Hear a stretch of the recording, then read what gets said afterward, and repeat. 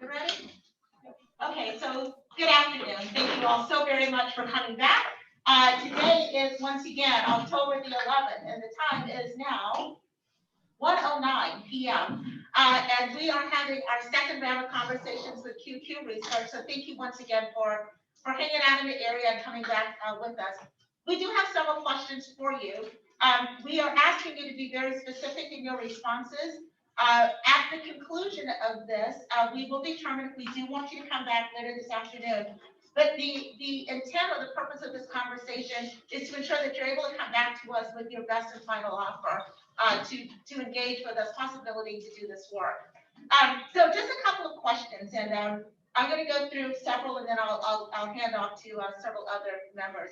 As I mentioned earlier, the community engagement is extremely important, especially to me as a part of this work. You indicated in your proposal in multiple places that there will be various different numbers of focus groups. There will be focus groups with providers, focus groups with the community members. Okay, please be very specific for us. Tell us the total number of focus groups. Oh, I'm sorry. Yeah, please make sure she has a microphone. Thank you. The total number of focus groups that you all are planning to engage with us in this work, and who will those focus groups be with? So who are the different populations for each one of those, the total number, and then I want to know from between you and the faces on the screen, who are the people that will be here to do those focus groups? Can you provide that, please? Absolutely. So in terms of focus groups, we propose. Can you hear me? Okay. In terms of focus groups, we propose 3 focus groups with service providers and 6 focus groups with parents. We propose community forums because we recognize that there might be more than 15 service providers in a room, and so a focus group is usually capped at about 15, and so we recognize that that wouldn't be the best platform to engage that many people. I do want to say that we are open to negotiating the focus groups, even the target populations. We propose that we focus on parents from certain zip codes, but typically when we're working in communities, that is a discussion where we talk about what should be the target populations. Sometimes it depends on the community. They'll say, we want to make sure we hear from our veteran population. So this is more about children, but it depends. Sometimes they say we want to focus on the special needs population. So it might be parents with special needs. So I think in total, we're looking at 6, 7, 8, 9, plus 6 community forums. Okay, so total of 15 focus groups total that you all are planning to currently engage in our community. Am I getting that correctly? I'm calling the 6 community forums only because of the size, but you can look at it as focus groups. Okay, explain to me the difference between a focus group and a forum. Is it simply the number of people that are in the room? Well, it's the number, it's the way you could engage in conversation. Like when it's a smaller group, really you have more time to discuss things. With a community forum, we'll probably more have to facilitate the conversation with a PowerPoint. You wouldn't do that with focus groups. It'd be a round circle where we're all just kind of talking freely. So it's really, the size is one of the main reasons. But it's, as opposed to us sitting in a circle with 20 or 30 providers, it would probably be more like a presentation facilitated with discussion with them coming in and out. Okay, all right. So I'm hearing from you 9 focus groups through with providers, 6 focus groups with parents from various different zip codes, and then 6 community forums, so 15 different engagement type of activities. Yes. Okay. One other thing that I would like to ask you, one thing that we thought was important, since this needs assessment is based on the needs of children and youth, we would like for you to consider the possibility of engaging focus groups with youth themselves and having conversations directly with them with regards to the impact of different types of program services, gaps analysis. What is your thought of including youth as a part of the focus groups? Absolutely, would love to. Just to give you a little bit of background, I spent 10 years working as a family therapist for Broward County Schools, and I worked directly with youth, so I enjoy speaking with them. I worked with children with exceptionalities, whether it was special learning disabilities, so absolutely we welcome that. Okay, so now I kind of just nailed you down to 15 focus groups. Do you see these youth focus groups as a part of that 15? And if so, which one of these groups will you take away from, or would the youth focus groups be in addition added to the total number of focus groups? I'm going to look at Robin. Okay, where's Robin? There she is. She knows what I want to say. I just want to say yes. Okay. But I know that sometimes I overpromise. And so Robin, I'm gonna throw it to you, but I'm excited to be able to do that, but I'm gonna throw it to you. I think that the addition of a youth focus group is a wonderful idea. And I think with the timeline that we've put together, that would be feasible to add in without making any additional accommodations to dates. Great. And so thank you very much. Now, we saw from your budget, and maybe you can explain a little bit about this, that you are planning 6 trips to Tallahassee. Of course, this is a wonderful city. We'd love to have you here as often as we could. Do you think reasonably you'll be able to get all of these focus group activities within those 6 visits? May take more, but what we try to do is, if it's convenient and it works out, we try to book these evaluation activities all at once. So in 1 week, we can do several things, several activities. I think that based on the work, if we needed to come more often, again, I'm looking at you, Robin. I'm assuming, because Robin worked on our budget and she worked on all our contract budget. So if I'm looking at her, it's for that reason. What they were asking was about the number of visits. I think we proposed 6 visits, and would that be enough? And is there room? Well, we do always recognize that there's the opportunity for us to potentially have to schedule more visits.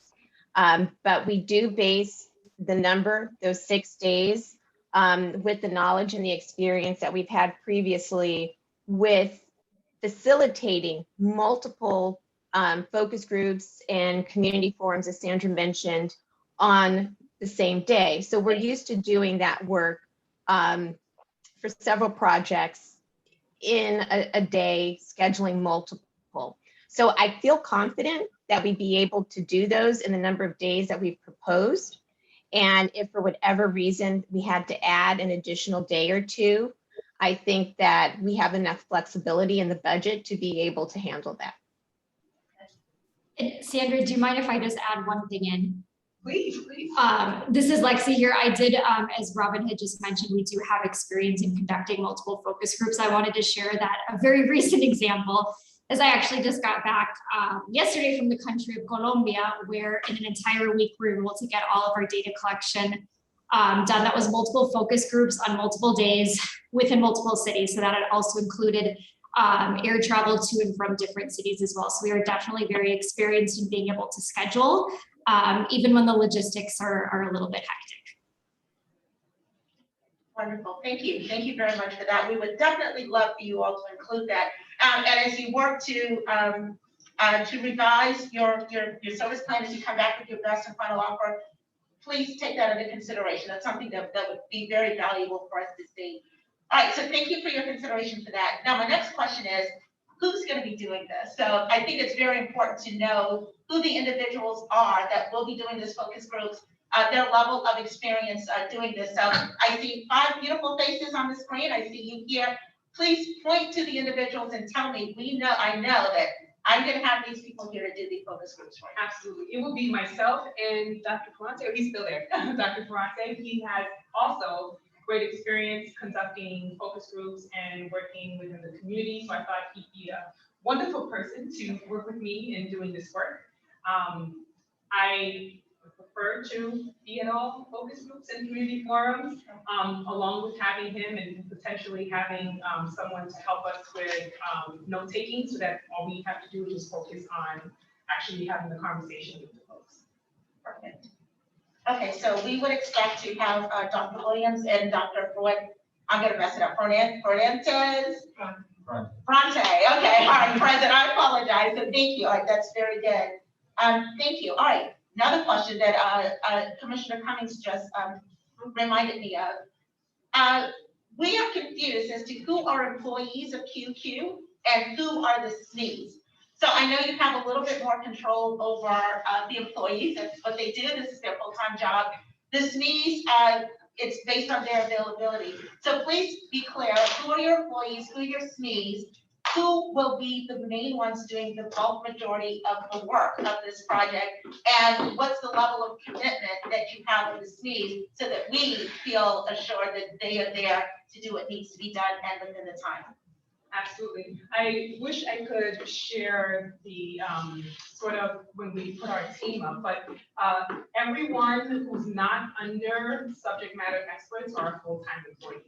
Okay. And so you have that there. Would I be able to show them the team breakout? The one from your. Yeah. Okay, I have it in there. They're doing it. Oh, perfect. Fabulous. Right here. So Can you please enlarge? I'm sorry. a little bigger, Lexi. Thank you. And it's in your packet on page 7. Okay. So Alexis, now it's super big. You can make it just a little bit small. There you go. Okay. So our full-time employees are Kelly, Amanda, Carla, Gino, Robin, Alexis, and myself. The subject matter experts are the folks that we're bringing on as expert consultants. And so I would love, Robin, if you can just share with them, I want them to really have an understanding about how we work with our consultants, because what you're mentioning is very important. Is it also, you can switch it off. If we can move it over to Robin, and Robin can just kind of share the process of how we work with our consultants and how we feel they're part of our team. But I want to make sure that you share that with them. Absolutely.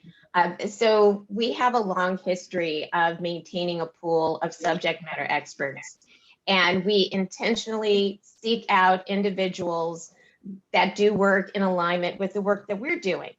And then as it relates to specific projects, we pull from those subject matter experts. We share with them what the opportunities are. We confirm their availability. But even prior to that, before we select any subject matter expert to work with us, we really do our due diligence in not only meeting with them, but being in a position where we can sit down as a leadership group and examine their published work, review their resumes, conduct reference checks. So we really go through a full vetting process to ensure that not only do they have the expertise, but really the work that they're doing and their philosophies are in alignment with the work that we do and our mission as well. So all of these individuals that we are so fortunate to have as part of this proposed project team have gone through that vetting process, and they have those philosophies and ideologies that are in alignment with our mission and have the time and the commitment. So all of that has been confirmed and all of the vetting has been done in advance. I just wanted to add, even as we're looking at the scope of work and their participation, we're having a conversation about the estimated number of hours that they would need to commit for their piece of the work. And so we want to make sure that they can handle the level of commitment. There have been instances where we might have to increase their commitment because we recognize that we might need them a little bit more. We might need them to come in, like for example, in this case, we might need one of the experts to come in to talk about the different funding options and how, particularly Vivian, how they were able to sort of maneuver some of the challenges and barriers. And so it might be the case that we might increase it, but we do have that all set out at the beginning. Thank you very much. And so my request to you is, as once again, as you look to revise or to give us your best and final offer, please be very clear as to who those key personnel will be that are assigned to the project. Make sure it's crystal clear to us who are your employees and who are your SMEs and the amount of time that they are committed to this project, and be very clear about their responsibilities. We don't want to have to guess or flip back to pages. We just want to be very clear. And we want to make sure we see you and Dr. Wednesday. I always mess it up. I'm so sorry. Yeah, I'll try it. As a part of these, of the focus group. So we just, please be as explicit as you can, just to make sure there's clarity on our side as to exactly who will be involved with that. Thank you very much. Let's see. One other question with regards to back to the focus groups. It is very important that you connect to the right people within the community. And you said, we may have a focus on, kids with special needs, or we may have a focus on connecting with people within a certain community. You all live in Broward County, which is quite a distance from here. There is an advantage of being local and understanding the community. And my question to you is, how do you expect to understand those communities that really need to be a part of this conversation, given the fact that your staff is all out of the city? So first answer that question, then I'll follow up question. Sure. So we recognize that there is a value in built relationships, and the organizations, some here already have established relationships. And so we are very open to working with organizations here that are open to working with us as well, to be able to make sure that we're connecting to the right community, the right folks.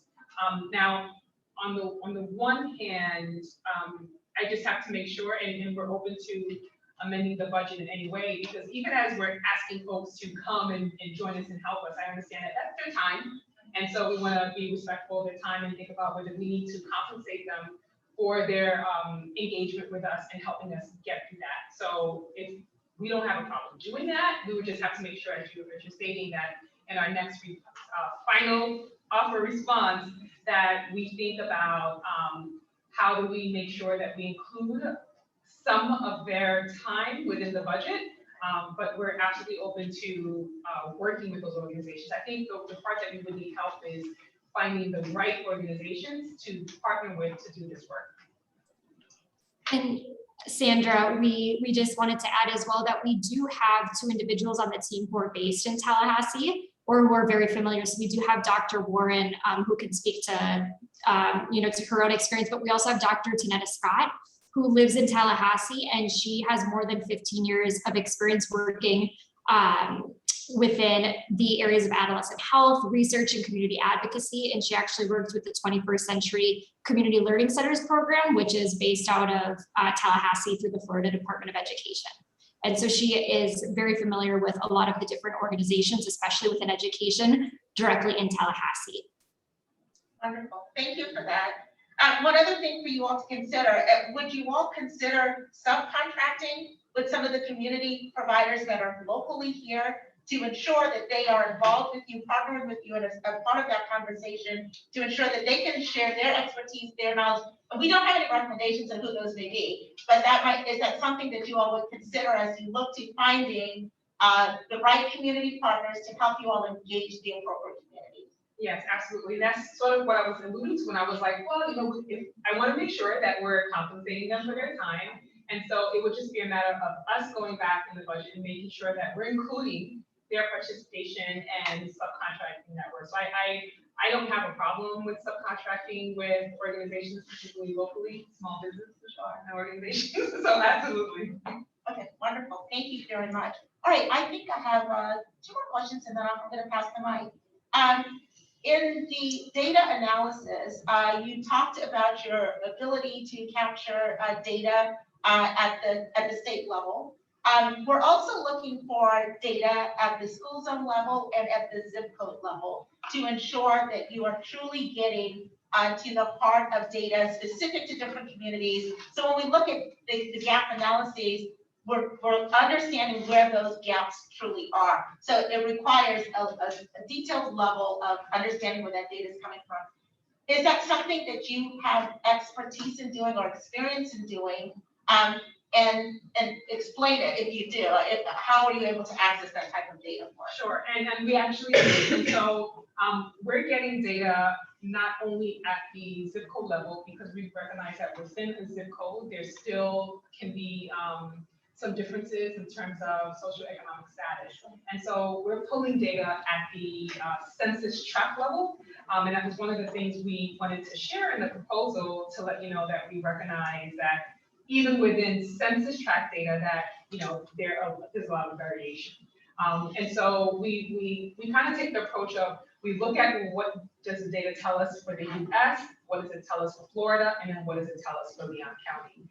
In the last project we did with Indian River County, they were actually interested in that. They wanted us to provide them with the data at those levels. So not only did we provide them the data, but they wanted to be able to continue to track this data. So we provided them with the tools that included the different years and at the national, state, and county level, along with the link where they could find the data, so that they didn't necessarily have to say, hey, QQ, it's been another year, can you come back? But no, we wanted to provide them with the tools. If they wanted to do it in-house, they can. They have all the links, they know how to get into the same data that we have access to. Perfect, thank you very much. I do have another question for you. You talked a lot, or some, you mentioned in your proposal about data visualization. What does that mean? What is it? And how can we expect for this data to be visualized so that it's something that we can understand and use here at the local level? Yeah, so we enjoy doing data visualization because many times just looking at the data can tell the story along with the text. And so when we say data visualization, some of those examples we included in the report. When it's a final report, it's a lot prettier because we have the time to do the graphic design. And so for those projects, we might use Microsoft Power BI, or we might use Tableau. The last couple of reports we've been using Tableau, where it allows you to see the data in a very clear way.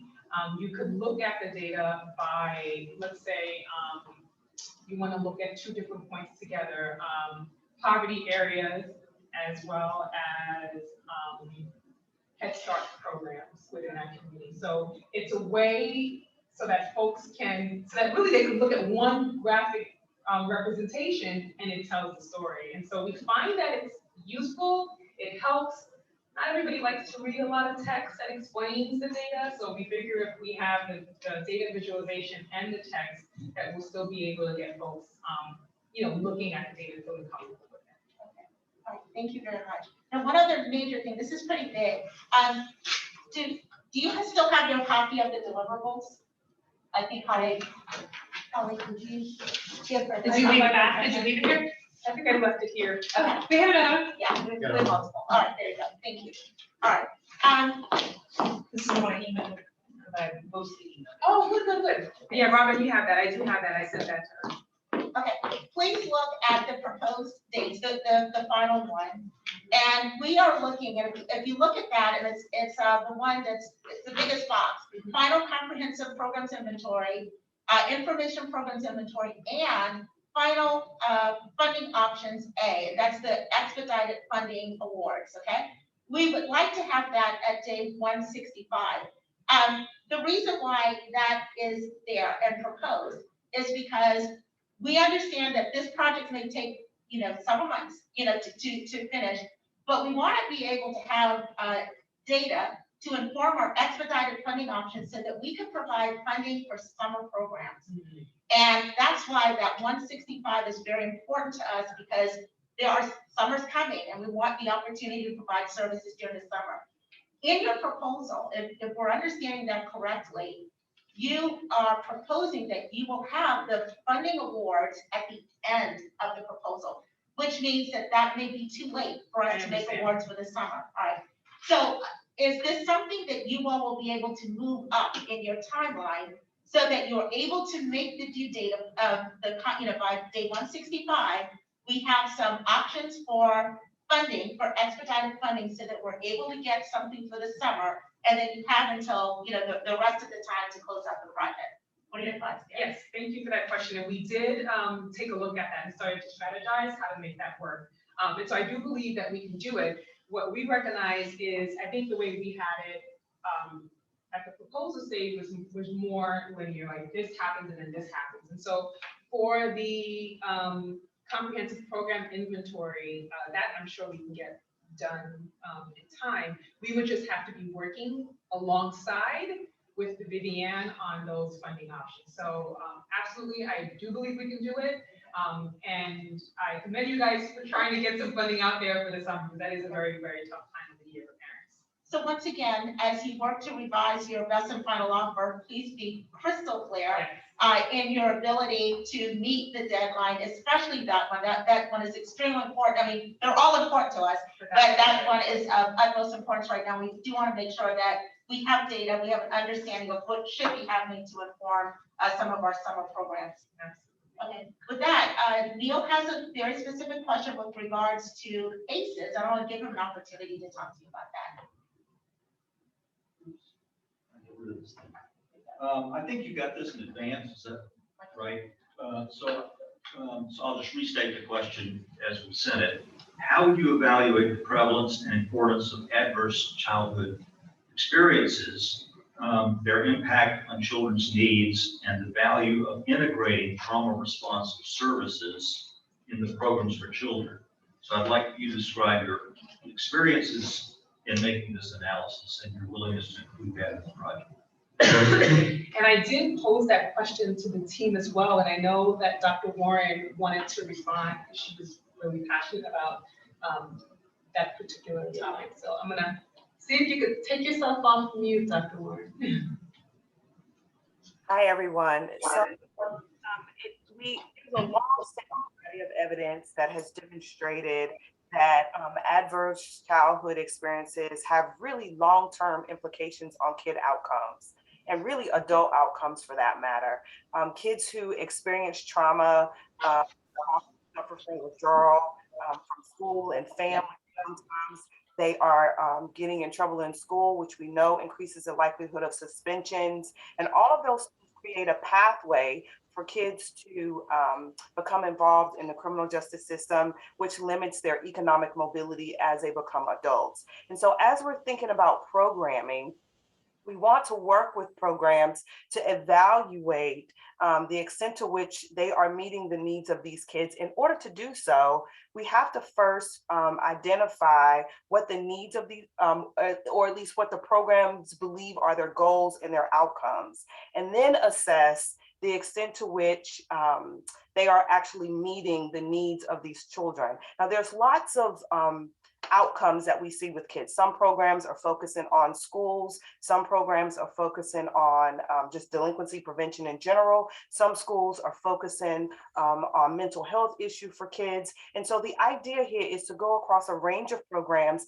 and identify what they see as their major goals and outcomes. And then we come in and evaluate the extent to which they are actually changing or reducing behavior in any real way. It takes time to change to change the effects of these negative events in kids' lives, but we want to at least be able to identify the extent to which they're making some kind of impact on that. Our ability to do that can happen in two ways. So one, we can just look at broader outcomes. So what does the agency say they are actually doing, and capture whether or not that's actually what they are doing.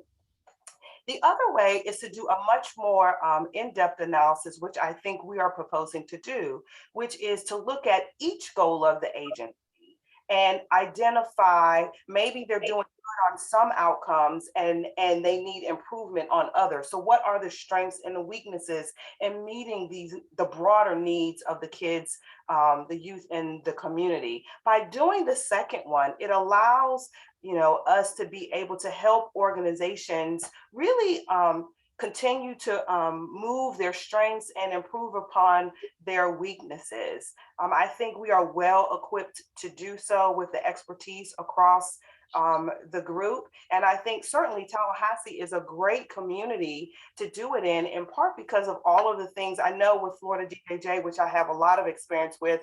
They've really tried to make impacts in ways of reducing the number of kids who are referred to the Florida Department of Juvenile Justice. I know Leon County is trying to implement programming that can alleviate some of the problem behaviors observed in schools. And so I think our group is well poised to be able to evaluate the strengths and the weaknesses in our community.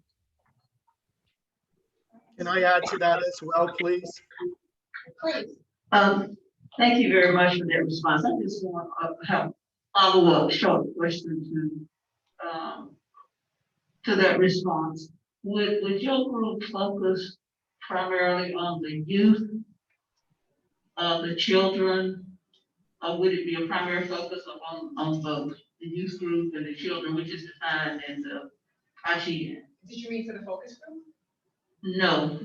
As far as ACEs is concerned. Oh, okay, I got it. Now, I was gonna say, I'm assuming, when you say focus, because I guess my thought is that, the focus is going to be for children and youth across the entire span. And so my understanding is that we're focusing on, both. Okay, but no, I was following up specifically to, Attorney Skeen's question, Neil's question about ACE.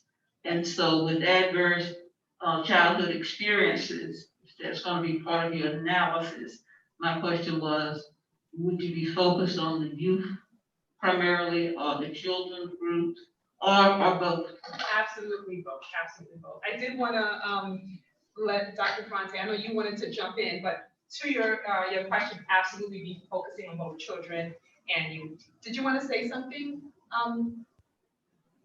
Yes, if I could, please. So if we want to understand or evaluate the prevalence of adverse childhood experiences in a community, what's going to be important for us to do is to look at what are those experiences. So if we want to understand prevalence, we may look at homelessness data. We may look at bullying data in a community. We may look at child welfare data in a community. We may look at poverty data in a community. All of these things are adverse childhood experiences. So if we get a sense of the prevalence of these factors in a community, we can get a sense of the level of potential adverse childhood experiences. In our focus groups and in our forums, we can incorporate a facilitated discussion, particularly with providers and with parents, around the prevalence and around its impact on children's needs. So that certainly can be incorporated as well. The other thing that's going to be important to our work and can help strengthen giving you very practical information in the report is that the CDC, their National Center for Injury Prevention and Control, as well as the Center for Healthcare Strategies, has a lot of good toolkits for how communities can structure what they do to address adverse childhood experiences in youth. So as you mentioned to us this morning, or asked us about looking at things at the national level, these are the types of resources that we can use to inform the work that we're going to do with you. I happen to be certified by SAMHSA as a trauma-informed care trainer. I also am certified to help organizations and systems of care become trauma-informed and evaluate the capacity to which they're trauma-informed. So that expertise will also be brought to this effort around adverse childhood experiences. I'm delighted to hear that in particular. Could we then incorporate also within your provider analysis, whether they are capturing ACEs data or in some way trauma-informed? Could that be included in what you do? Yes, it can, and I just want to make sure that we're noting that, because we're going to include that in our next response. Perfect. Thank you. Okay, with regards to your next response, one additional request. We have some very clear CSC goals that we are trying to accomplish as a part of this body of work, and I think that's pretty clear upon the reading of the ITN. One thing that I would like you to please include is a visual or something that clearly shows the alignment of what those goals are and what your specific approach is to achieve those goals. And I think that would help us very quickly see these are specifically our goals. Here is definitely how they're addressing this. This is their approach to it. I think including that would be a very important part of our next request that we would ask for you to include. Absolutely, thank you, and I agree. Yeah. That was absolutely helpful. We can do that. Awesome. All right, I have two more questions. This question says, you mentioned using Tableau for data visualization. What platforms do you use for survey instruments and building your program's databases? Sure. So for survey administration, we use Qualtrics. For data collection, well, there's a couple of things. One, I wanted Crystal to kind of, Ms. Lachey to kind of speak to, because she is going to be, she's really going to be focusing on the program inventory and making sure that you guys will be able to go through and find the different providers within that platform. So we do use tools like SPSS to analyze data. We use, sometimes you can use data to analyze data depending on the stats that's needed. But I wanted to pass it to you, Ms. Lachey, just so you can talk a little bit about our conversations around using Power BI to help them to be able to sort of sift through all the providers within their county. Sure. Thank you, Sandra. Good morning, good afternoon, everyone. Excuse me. So we plan to make sure that the system pulls raw data, and we'd like to propose using a system such as Power BI or a Tableau. In this case, I would particularly prefer to use Power BI so that it gives the end user the capability to drill into the data for their intended use at that particular time, and gain some insights to the data itself. Many times the insights are hidden in the data. And so if we're able to pull from raw data and see exactly what is happening at a community level, at a zip code level, you can see trends and therefore make better decisions for the constituents. So again, the visualization capability in Power BI will let users do that at an individual level based on what they need to see at that time. Again, help them with those insights. And I think that's the added benefit of potentially using Power BI. It does have the data visualization capability. So you could say, I'd like to see all of the providers within this zip code that focus on this priority area, and you'd be able to pull that up. As well as filtering through, drill down into that data. So at this particular zip code, this particular demographic, this particular organization type would be very, very helpful on a real-time basis. So just as a quick follow-up to that information, that's a lot of potential external licensing and software usage. Does the Leon CSC have to pay for that access? Is that something ongoing that years later you have to have a license to use? Very, very good question. So there's two options. One, anything that's in Power BI can be exported within an Excel spreadsheet. So let's say you decide that whatever platform you guys are going to use for the long haul, for your contracting, your providers, we would still be able to give you that raw data, and you'd still be able to include it in your platform. But yes, to your point, Power BI does have a licensing. Don't have to move forward with that. We could just give you the raw data with all the providers. And if you remember, I showed that table where you talk about their organizational data. So it would be up to you, but you would have it in both. But if you were doing that community engagement later and displaying the results or trying to explain to someone how to interpret the data, your use of it, you've already got your licenses. We do. You could comfortably work in that environment and show it to us through that lens without us having to be part of that license. Absolutely. But the data would be made available to us in its raw form. Yes. And I was going to say now, I know this is more a question for you, Ms. Lachey. So although if we have the license for it, they can still access it without necessarily needing the license. Absolutely, that is correct. So we can invite them into that so that they can see the data, view the data and gain insights from the data. They just wouldn't be able to necessarily reconfigure or republish any reports that we've already configured. Understood. I had a question regarding project management. This is a big project in a very time-sensitive, time-constrained environment.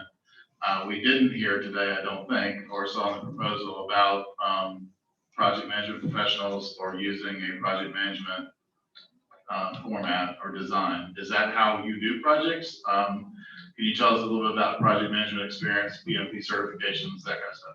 Yeah, so it's only because we didn't have enough time, page limit, and so we really couldn't articulate our project management. But I am gonna pass that to Lexi because Lexi really is in charge and making sure. Lexi's waiting to talk. I know, she's excited. So Lexi, if you can sort of walk them through our project management and the things that we have in place to ensure that we are not missing any deadlines. Absolutely. This is where high functioning anxiety and a type A personality is great at the steering wheel. So we have created a variety of tools to ensure that we are on deadline with our contract deliverables and also incorporate in our quality assurance processes within project management to ensure that we're not just meeting our deadlines, but that we're meeting them with excellency. And so the tools that we have in place are really threefold. One, which might be a simple thing, but we really believe open and clear communication is key with our clients. And so we have a point of contact database where we make sure that we are housing each and every individual who is playing a role in this project, both on the QQ side, our subject matter expert side, but also on the CSC Leon County side, as well as any individuals that we might be contacting throughout our focus groups. So we want to make sure that we have all of the pertinent information for those individuals, especially your information when it comes to email, when it comes to a phone, what's your preferred method, who do we CC? So all of these things that really make sure that everyone who needs to be informed is informed and they're informed at the appropriate stage. So that's one of the tools that we require for each project. Another tool that we require is a work plan. And our work plans are very in-depth. They're a little tedious to make, but they're very great because what we do is we have in an Excel spreadsheet, we have one side that has all of our tasks and the other side we have a Gantt chart so we can see visually where we're at in the process. But over on that left side, what we do is we break it down by our deliverables. And so we make sure we have all of our big deliverables and then we break those deliverables into subtasks. So we make sure we know before we even start, what are all of the steps that we need to take in order to execute those deliverables with excellency. And for each of those subtasks, we have an individual responsible for that task. We have pertinent parties for that task. We also have a start date, an end date, and expected number of hours. So before the project even starts, we're making a roadmap that's really going to guide us to make sure that we are successful in this project. And then the third tool that we have is called the data management plan. So when you work with data, we know that there's a lot of data out there. So we want to make sure that we are going through and we are already identifying each and every piece of data that we either need to collect or we need to source and how it's going to align with those program objectives or those evaluation objectives. And so again, we're making sure that we are plotting that all out ahead of time. And these are great tools because again, they provide us a roadmap. So we're not going in without a clear vision. We already know what we need to do. We might need to make some tweaks, of course. We find that anytime we're very flexible when we need to be, but it allows all of our team members to be on the same page. And then it's something that you're updating and you're keeping on track. And then another process that we have involved would be weekly check-ins with supervisors. So, you know, if we have, say, Miss Amanda here, who's really going to be that project coordinator, she checks in with me and potentially with Sandra too on a weekly basis. And we look at those tools and we look and see what is upcoming, what is on track. Is there anything at risk of not being completed on time? And if so, what do we need to do to mitigate that situation? So those are different tools in our processes. And again, we're always engaging in the quality assurance process throughout all of those different steps too. I don't know if, let's say, you have access to sharing one of our work plans. I know sometimes it's better if you actually see it. So maybe you might be able to share. Yes. I'm going to share one here. It doesn't have the hours because the client actually requested not to have it. So I just have to delete the name because it is it's a Department of State project. So for confidentiality purposes, let me just delete the name here so that you are able to see. And let me put it over. When I see pulling that up, let me ask you my last question, and that way you can start thinking about it while she's working on that. This is another one that I would like you to pay attention to in your final response, and that is a risk that you identified was community buy-in. Commissioner Cummings asked a question earlier about how do you ensure that you get all providers to the table and you get all providers' voice? I think you opened today with making sure voices are heard. We are a very transparent community, a very transparent council, and we have a lot of voice in this community. The worst thing that can come is someone doesn't get a seat at the table. And so I need you to address very specifically in your response, how you're going to ensure that all voices are heard, or that at least the outreach allows for all voices to be heard. I think the concept of having many forums is great, but how you operationalize that and how you advertise it and how you introduce flexibility to it and the opportunity for voice becomes really critical. So I want to hear more about that in your final presentation, but doesn't have to be today. Absolutely. Did I give you enough time? Look at that. Okay, let me unmute myself. So what I had to do, like I said, for confidentiality purposes, remove the title, and I also removed here, you can see we have an owner and pertinent parties. I had to take those names out. So this would of course be all filled in. But the way that we do it is in gray. These would be the things that aren't deliverables, but it's an important task. So the salmon color here is the main deliverables, and then the lighter color is the subtask that we need to complete. Just a little bit of background on this project.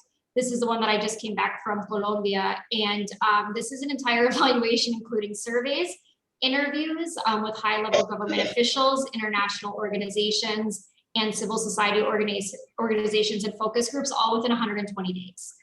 So it's a very quick project. So just to give you a little bit of background when you're going to see what the dates look like. So again, here we have our task with our subtasks. We would put who the owner is, any pertinent parties, which might include some of you as well. We have a progress bar, a status bar, the start and the end, and when it's actually due. And then over on the right side is the Gantt chart that we're able to change the display week. So you can see here, if I change it to 10, we're looking at the 10th week of the project, which was September 27th. And so I'm going to scroll down to where we're currently at. You can see a lot of completed here, which is great because we're moving through the project. But for example, we're right now in the process of completing our virtual interviews. So you can see here where it says 75%, it's on track. You're able to see where we're at within the timeline. And if we scroll down, gray means it's completed, red means it's either upcoming or it's on track, it's happening currently. So that's what it kind of visually looks like.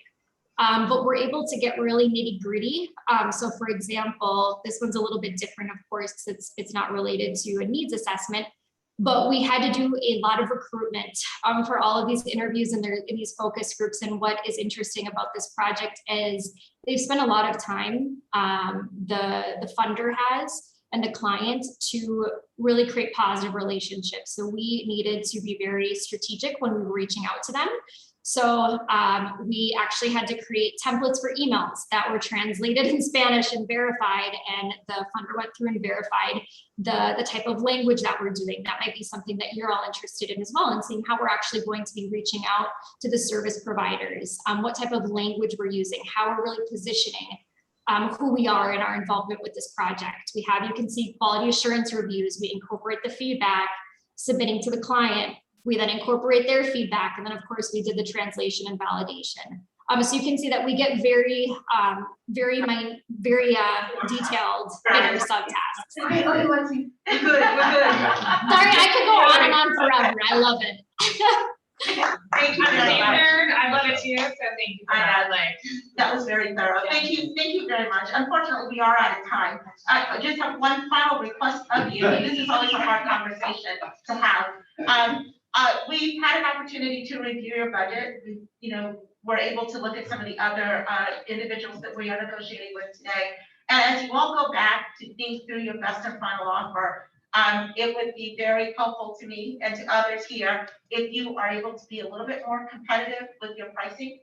So I'm going to ask you all to please go back and think about it, pray about it, sprinkle holy water on it, do whatever you got to do, but please come back with the best price that you could possibly have. Considering, I understand, we've asked you to include you, I totally get that.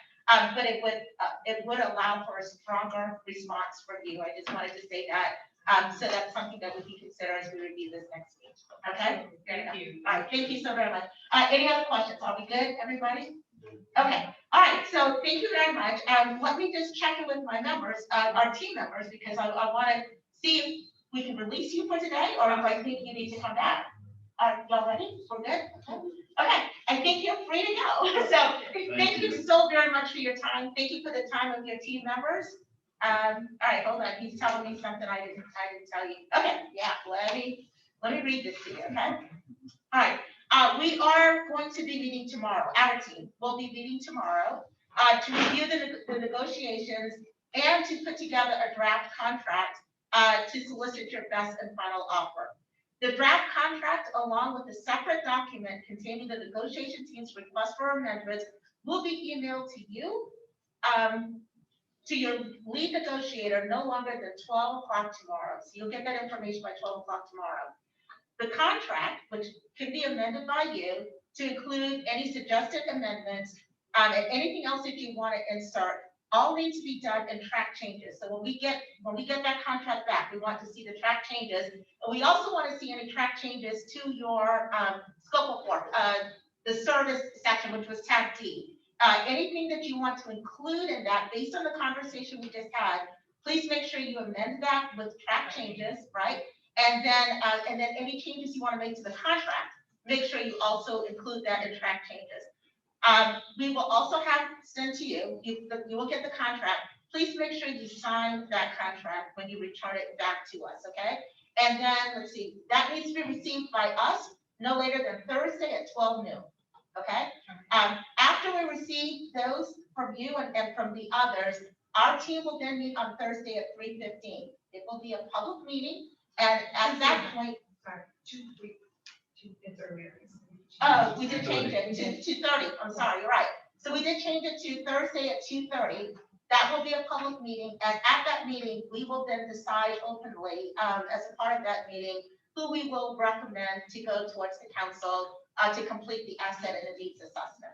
You will be notified regarding our recommendations following that meeting on Thursday. So hopefully by, before you go to dinner on Thursday, you will have a decision as to where we are with that. We will take that recommendation to our council, and the council will then vote on that recommendation on Thursday, October 21st. Okay, so that's the timeline. I know I went through that quickly. Do you need me to repeat any of that? I think I want to make sure when you need the best and final authorized, we can get that to you on time. Yes. That's and Thursday by 12 noon. Thursday by 12 noon. Okay. That's the magical date and That's time, more right? important. And at that time, we want any edits to your section D. Okay, We want any edits to your contract. We want those in track changes.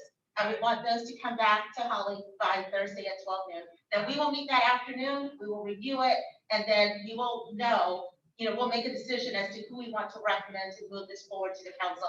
Then the council will vote on it on the 21st, and then that's when we'll have a definitively signed contract after the council votes, okay? sounds good. Okay. Clear. Thank you. Thank I don't know if my team has any questions. Okay. All right, you guys are awesome. Thank you very much. Thank you. All right, thank you. Thank you. Thank you. Same.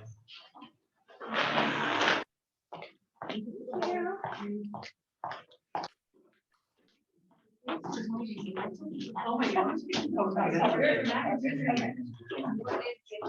Yeah. Yeah, no worries. No worries. Thank you. You gonna send up, it's probably gonna send us a revised meeting invite for Thursday. It's great, I love it. I like later afternoon. It should be 3 o'clock, I think. Why 2:30? We go a little later. I'll do 4 o'clock, every 4 weeks. It's gonna be a half hour. Yeah, we're gonna heavily on you to lead this conversation with PCG. I have very good questions for them. It's gonna be 5 minutes. Okay. We don't have much. for Good this job. week. Okay.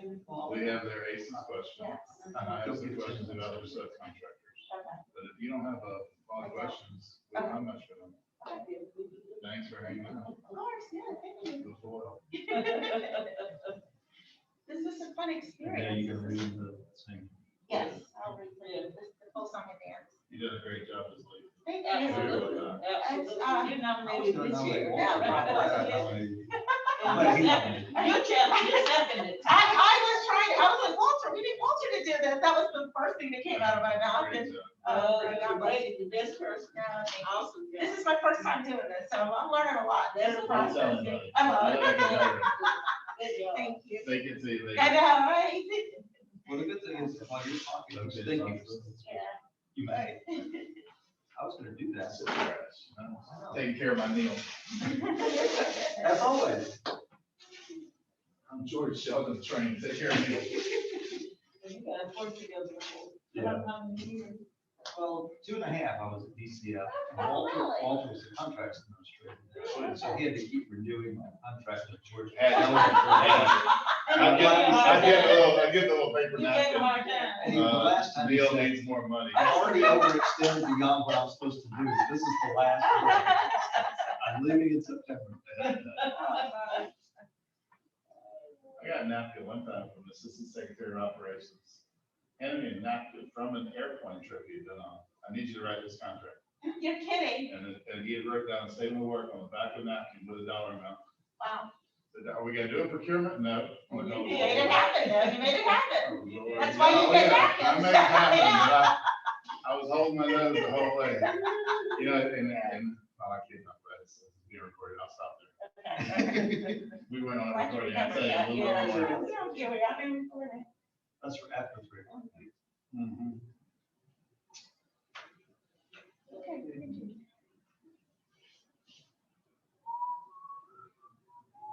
So Neil, I'm gonna come to you first about your ACE question, Okay. and then I'll turn it to Walter for the subcontractor question.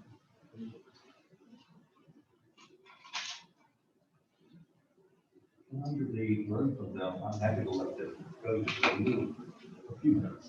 Answer. Oh, absolutely. I mean, I think you're also. Absolutely.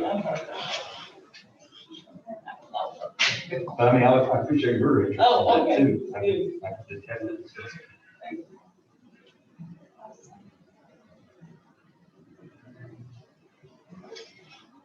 Once I get aces in this, I'm. Yeah, I'm not bothered. No, that's important. I'm glad you're doing I that. won't show up, I won't be public. You might go out every time. I'll go back to real jobs. We need you there to regulate Jack, so. Oh, We need, I do we need to understand. continue to participate. Jack doesn't need to be only being this. That's probably true. He's done some great stuff over the years, I'm sure. Oh, man, he is incredible asset to this community. And what he's doing for grandparents now. Even though grandparents now, I think one of his laws shady for grandparents. Right now. They all do anyway. I mean, they all have insurance. I mean, I don't know if they have to legal rights across the board necessarily, but certainly there needs to be some kind of way. Stop recording.